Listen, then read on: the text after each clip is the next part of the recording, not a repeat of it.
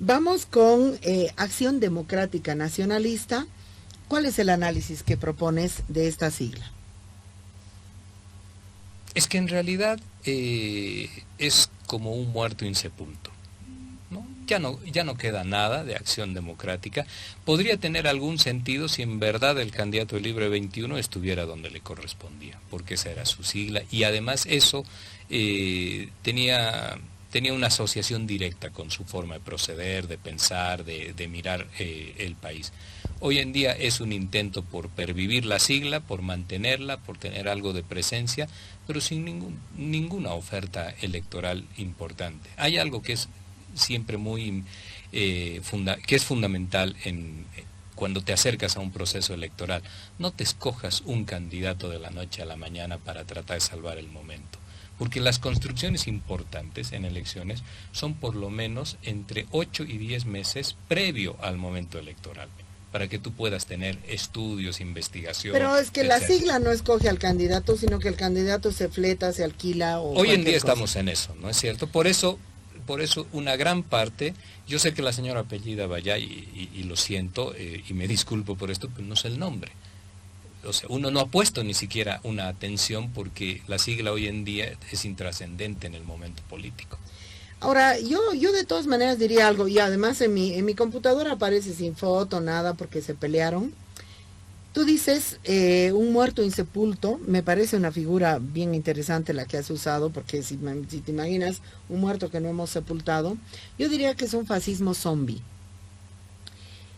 Que ese es un muerto en movimiento, ¿no? Es un muerto en movimiento, es un fascismo zombie, pero yo creo que este fascismo zombie no está presente en la papeleta como un fascismo agorero, como un fascismo zombie que nos sigue rondando y nos sigue llamando a esa visión fascista de la sociedad, y me duele mucho, porque además ADN se fundó para que Hugo Banzer Suárez no fuera a la cárcel. Exactamente. Ni más ni menos. Entonces, usar la democracia y la política democrática para tapar la impunidad y que esté aún presente como muerto insepulto, como fascismo zombie, como gesto que sigue ahí y que no hemos superado, me parece horroroso. Ahora, cuando uno mira y toma esto que tú dices, que no hemos superado, en realidad, ¿quién tendría que superarlo? El Tribunal Supremo, ¿no?, Electoral. Y anularle la personería. Y anularle la personería. Es que no digo anularle la personería, o sea, te está mostrando que estamos con una ley de partidos que no se corresponde con la realidad política. Ese tema de la ley de partidos es un debate aparte, ¿no? A ver si lo hacemos otro día. Es un debate aparte, porque eso sí que hay que revisarlo. Pero esto es expresión porque de eso. Sabes que hay, solo una pincelada de esa ley. ¿Sabes qué hay en esa ley que te quita la personería más allá de andar dando a conocer encuestas? Todas aquellas agrupaciones políticas, partidos políticos que hayan tenido que ver, ellos o sus dirigentes, con una ruptura institucional, golpe de Estado, pierden la personería jurídica. Eso dice la actual ley. Imagínate si nos damos a la tarea de aplicar eso al momento. Sí, bueno, Áñez no entra, digamos, Áñez no entra. Bueno, la papeleta va a ser de 2. Me encanta lo que me ha dicho Jorge. Hemos superado pues esta sigla, y sin embargo sigue ahí porque burocráticamente el Estado no la ha superado. Me parece interesante lo que dices. Vámonos a este pez gordo en todos los sentidos, complejo, más IPSP, Movimiento al Socialismo, Instrumento por la Soberanía de los Pueblos. ¿Cuál es tu análisis? Ese es el partido del momento todavía, ¿no? Está en la coyuntura histórica. Tengo una visión, al margen de la papeleta. Tengo una visión, una idea sobre esto. Si este movimiento nacional, este movimiento al socialismo, quiere hacer de este momento electoral como una opción de poder, de retorno al poder, bajo la idea de recuperar el poder, están en mal camino. El segundo, hasta el día de hoy, salvo algunas alocuciones, hasta el día de hoy no le encuentro algo que digan, señores, aquel fue un momento, llamémosle el primer momento del proceso de cambio, pero el segundo momento de este proceso de cambio, si nosotros ganamos, tiene que tener estas otras características. Eso significa ya que has tenido que mirar hacia adentro, no solo de tu comportamiento, sino también de este Estado. Porque solo querer replicar por una ansiedad de volver a administrar el poder del Estado, que es una cosa magnífica, todos lo dicen, pero sin una visión clara de lo que tú quieres en ese nuevo Estado, con nuevas maneras, con nuevas formas, con nuevas visiones de manejarse, de entendimiento, de lograr consensos, de articularse con sectores que no son ellos, sino que son la otra porción enorme de la sociedad, etcétera. Si no tiene una visión de resignificar el Estado, va a ser intrascendente. Puede terminar su gobierno, por supuesto, porque tienen una base territorial que es muy fuerte y que lo sostiene, pero eso es intrascendente. Y en ese debate todavía no se han presentado de la debida manera. Mostrar esta segunda etapa, este segundo momento que ellos quieren construir. Todas las alocuciones son, en nuestra gestión estuvieron mejores, teníamos certidumbre, teníamos esto. Ahora necesitamos algo más que todo aquello. Y en eso el movimiento al socialismo todavía no está, digamos que hay días para que lo comuniquen, pero todavía no está situado, ¿no? Esta es la primera impresión que tengo. Y un elemento sí que me preocupa. Sé que no vamos a hablar de las encuestas, pero estas los muestra, los muestra con mucha favorabilidad, pero no mirando el número, María, sino las características, la composición del voto. Tú has dicho algo referente al voto hace un momento, ¿no? El voto en el país es dual. Es el clivaje más anti-más. Ese es el país hoy día, ¿no? Ese es el país hoy día en términos muy grandes. Y el voto anti-más es un voto de ira, dividido ahí adentro, ¿no? Entre duro, entre blando, pero es un voto de ira. Y en este otro lado es un voto corporativo, identitario, ¿no? Identitario, de esa enorme corporatividad que se articula con el movimiento al socialismo. En eso,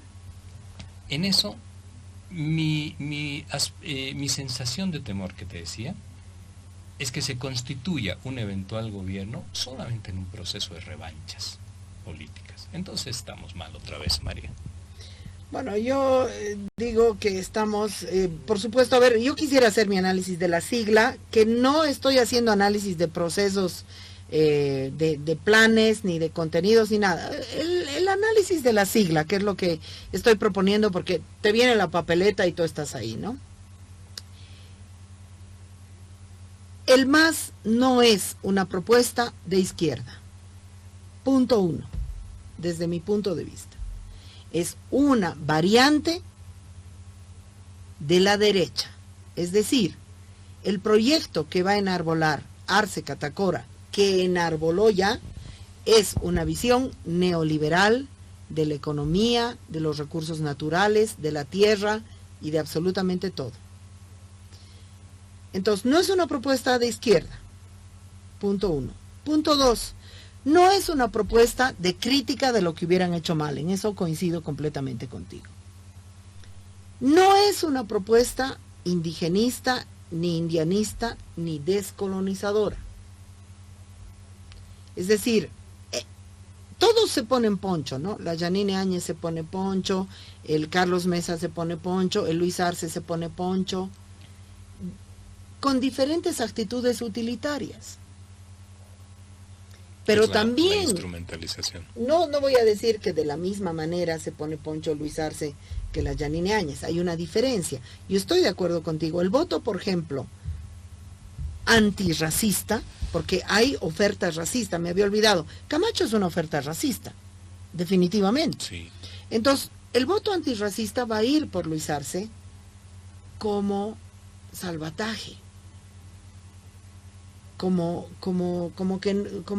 ese pedazo de madera podrida a la que te agarras cuando te estás ahogando, pero sabes que la madera está podrida y que tienes que nadar porque esa madera no te va a salvar.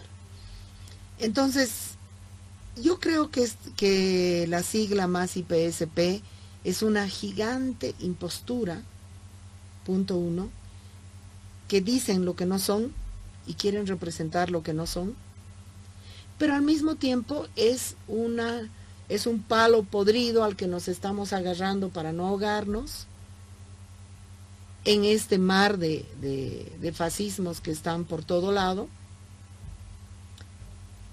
Y francamente, no sé, hay gente que va a votar por el MAS porque es el mal menor también. Eso es bastante normal en los procesos electorales. Bueno, puede ser normal, yo no sé, yo soy un poco anormal, ¿no? Pero lo que es normal o no es normal, pero hay gente que va a votar por el MAS porque no tiene otra posibilidad. Yo creo que esta sigla nos permite decir esa frase tan linda que es: nuestros sueños no caben en sus urnas. Es decir, no hay una expresión que logre recoger los sueños más profundos. Por ejemplo, sobre el tema ecológico. Arce Catacora ha sido pragmático en todas las concesiones que le ha dado a la oligarquía Camba, que es una oligarquía ecocida, no hay dónde perderse. Quieren transgénicos, quieren ampliación de la frontera agrícola, quieren talar bosque, quieren exportación de carne a la China, y ese proyecto, el mejor interlocutor de ese proyecto va a ser Arce Catacora. El IPSP ya les ha quedado ni de yuchu, de calcetín roto, o sea, instrumento por la soberanía de los pueblos, falso. Pero te quiero decir algo. Siempre hay que mirar también esto en la perspectiva de lo que significa la administración del poder. Y la administración del poder termina siendo un entramado demasiado complejo, con demasiados también intereses que impiden que tú... No estoy haciendo una defensa, estoy haciendo una generalización, que impiden las formas puras. Entonces, los partidos en la administración del poder terminan sentándose a negociar o a hacer concesiones. ¿Y para qué hacemos elecciones? Espera, por favor. Para poder subsistir y poder estabilizar sus gobiernos, ¿no? Perón en la Argentina le pasó, por ejemplo, esto. Bueno, a Evo Morales le pasó todos los 14 años. Y a todos les pasa, al final a todos les pasa y tienen que terminar haciendo concesión. Es lo que para ello es que tienen a esos famosos, ¿te acuerdas de la época liberal? Los operadores políticos, ¿no? Que eran los que tenían que ver que el gobierno no se les caiga. No, pero yo mira, Jorge, pero déjame estás nomás haciendo una defensa. No, déjame cerrar la idea. Ahora bien, cuando tú dices el MAS es una variante de la derecha, el MAS se volvió profundamente conservador. Cuando concluyó la Constitución del 2009, la siguiente etapa ha sido de conservadurismo. Porque tú ahí tienes que entonces que preguntarte, se llama proceso de cambio, ¿y cuánto dura pues el proceso de cambio? ¿Y cuánto dura la revolución? ¿De cuántos años es? Porque el proceso de cambio se está convirtiendo en gestión solamente, en administración nada más. Entonces ahí hubo un enorme problema y su conservadurismo se notó en esa vocación de su conservadurismo político sobre todo, de permanencia en el poder. Pero la figura más fuerte de esa idea voy a una cosa era más. Arce. No, voy a una cosa más. Y el siguiente elemento es el conservadurismo en varias áreas económicas, no en todas, porque ha habido políticas de redistribución, por ejemplo, el aumento del salario mínimo, etcétera, no suficientes posiblemente, pero han existido. Pero el mayor conservadurismo ha estado instalado en lo político, y en eso estaban camino a convertirse en lo que tú has señalado, en una vertiente o en un matiz de la derecha. Porque lo conservador político te define, eso te define, María. ¿No? Y el MAS avanzaba hacia aquello. Vamos avanzando en la papeleta. Sobre lo del IPSP, pero hay una cosa que esto responde a las últimas miradas que yo tengo y que vengo señalando. Lo del IPSP, este país, María, está organizado, tú lo debes conocer mejor que yo, y te lo digo sinceramente, pero este país tiene un núcleo organizacional de su sociedad civil en el sustrato más profundo de miles y miles de organizaciones sociales, diversas todas ellas. Donde radica la democracia real. Exacto, ¿no es cierto? Exacto, con sus formas comunitarias en unos casos, verticales en los otros, asociaciones o organizaciones deportivas, si tú quieres, culturales, etcétera, etcétera. Todo eso, en este momento histórico, todo esto se articula con muchas dificultades, por supuesto, no es un silbido, ¿no es cierto? Con muchas dificultades se articula para formar una alianza con un instrumento político partidario. Ese instrumento político partidario, en enero, cuando todos pedían, señor Camacho a la cabeza, todos pedían elecciones, creyeron que ese era el movimiento popular de este país. Y la crisis no les iba a permitir ganar la elección y ellos ganaban. Pero la crisis estaba en la cúpula partidaria, María, porque ese es un partido tradicional. Ahí yo coincido contigo cuando tú dices es una variante de la derecha. La crisis estaba ahí en la cúpula del movimiento al socialismo. Pero no había crisis acá abajo, en esta organización. Hubo crisis, no, yo no estoy de acuerdo. En el manejo de las mujeres hubo crisis en todas las organizaciones y yo lo he visto. O sea, machismo, irresponsabilidad paterna, violación. Pero... Mira, la capacidad de Evo Morales de replicar su figura caudillista a todos los estratos de la democracia popular real, donde no hay un Evo, sino habían 1000 Evos, tan prepotentes, tan caudillistas, tan machistas y tan nefastos y tan mafiosos, sí. Yo te digo, Braulio Rocha en la Ciudad del Alto, que ha manejado a todos los gremiales, que se ha hecho millonario, ahora murió con el COVID, pasó por todas las simpatías políticas y terminó siendo masista. Es decir, hay una crisis política también en las organizaciones sociales. El Alto, por ejemplo, vayamos a ver lo que es la Federación de Juntas Vecinales, vayamos a ver lo que son las propias juntas de padres, que se dicen de padres, nunca se dicen de madres. Vayamos a ver lo que es la Federación de Gremiales. O sea, hay una crisis también en las estructuras de las organizaciones sociales. Ok, yo hago una diferencia con eso que tú dices. Yo no le llamo a eso una crisis en lo que significa el proceso electoral. A eso me refiero, ya puntualmente. Hay ya malas prácticas, malas formas, malas maneras, malas organizaciones, distorsiones profundas, etcétera. En esta corporatividad social y popular, sí, eso estoy de acuerdo contigo. Eso estoy de acuerdo. Pero yo estoy en este minuto dando la mirada a lo que significa el proceso electoral.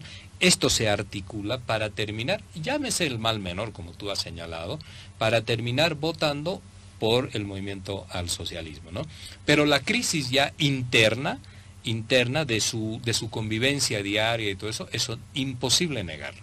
Ahora, si sirve, yo no sé si esta es la papeleta definitiva, es increíble la metáfora, ¿no? Porque está primero Camacho, luego los zombies del fascismo, del ADN, y luego viene el MAS. Son vecinos en la papeleta. Y mira quién está no sé qué va a pasar después de las elecciones. Después viene Chi. ¿Cuál sería tu análisis ideológico de Chi? Es que el señor Chi en realidad es un conservador radical, ¿no? Sin pensamiento ideológico desarrollado. Es un conservador radical con una fuerte determinación por la cuestión religiosa, también conservadora, y con una mirada restrictiva de la sociedad, ¿no? Restrictiva en su conjunto. Y no ha dado muestras de comprender cómo funciona una sociedad, ni tampoco sus instituciones, ni cómo debes tener que articular algunos consensos para poder intentar avanzar. Entonces sus presentaciones son: tenemos que terminar la mujer tiene que estar en la cocina, tenemos que sacar las Fuerzas Armadas, deberíamos eliminar a la sigla del movimiento al socialismo, deberíamos llamar elecciones para una gestión de un año y después sin este sector, otra vez elecciones o sea, tiene una visión totalitaria del manejo político. Muy de iglesia donde él está ordenando lo que se debe hacer y a partir de su orden él define lo que está bien, lo que está mal y no hay formas de rebatir. Y mi visión de lo del señor Xi se reduce a eso. Es una expresión muy, muy poco democrática de la papeleta política. Bueno, estamos con Jorge Papeleta Richter, electoral. cientista político, tratando de hacer un análisis diferente que el que está circulando en todos los medios. Estamos haciendo un análisis de la papeleta que nos vamos a tener que comer.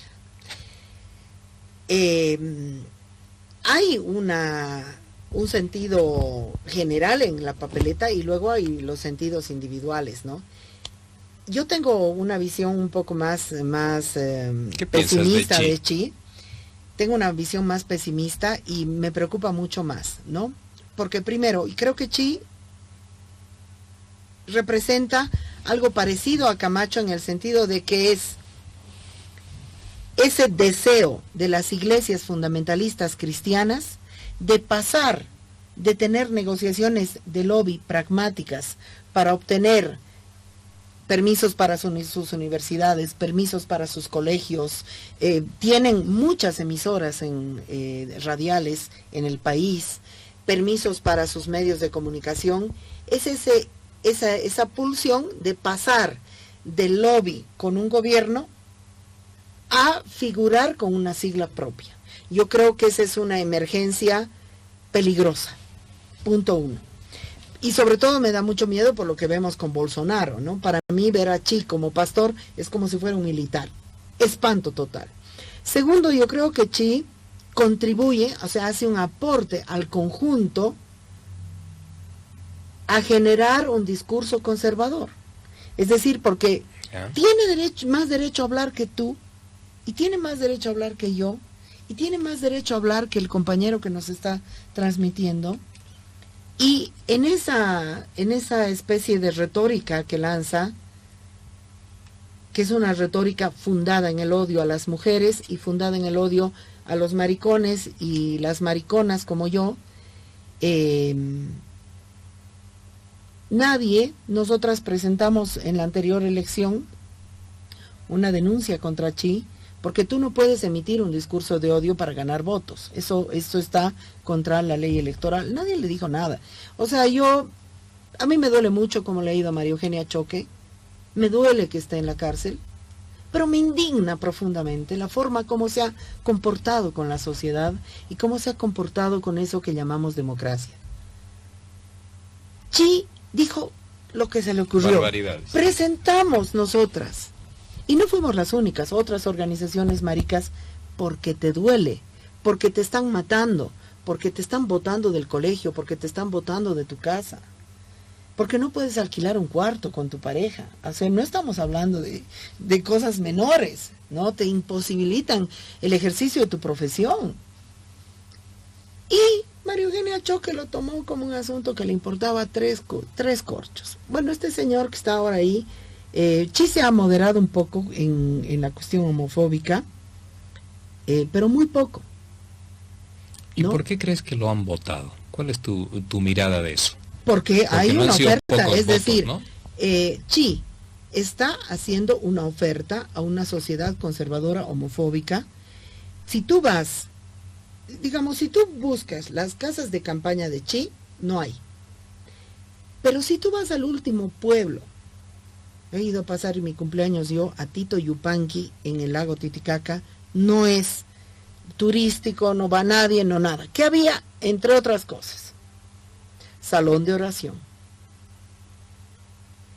Sí, en ese pueblo probablemente no había un internet, no había, no sé qué decirte, pero había coliseo, iglesia, escuela y salón de oración. Entonces, el despliegue de esta extirpación de idolatrías, de esta segunda extirpación de idolatrías, que es azuzar la violencia contra las mujeres y contra la mariconada, nos culpó de ser la causa de la pandemia. Dijo, la pandemia es causa de los pecadores que son los maricones. No sé si lo dijo así textual, ¿no? Porque ya esa es mi traducción. Entonces, yo creo que Xi está jugando un papel, es la emergencia del fundamentalismo cristiano a la política, la formalización de la política. Por supuesto que creo que tiene intereses económicos de mucho peso detrás, porque esto implica una inversión de dinero muy grande. Él tiene detrás una universidad privada importante en Santa Cruz. También considero que la existencia de Chi en la papeleta es responsabilidad del movimiento al socialismo. Yo no me voy a olvidar. Les han dado permiso a todo, les han dado permiso a sus universidades, a todo. Y Chi entró con María Eugenia Choque a estar ahí donde está. Yo soy del bando de Felipe Quispe. ¿Qué hace ese señor ahí? Yo soy del bando de Felipe Quispe, que dice, yo no me explico eso. Yo me voy a Corea y no soy ni turista, ¿no? O sea, soy un sospechoso de qué estoy haciendo ahí. Pero este señor es candidato a presidente.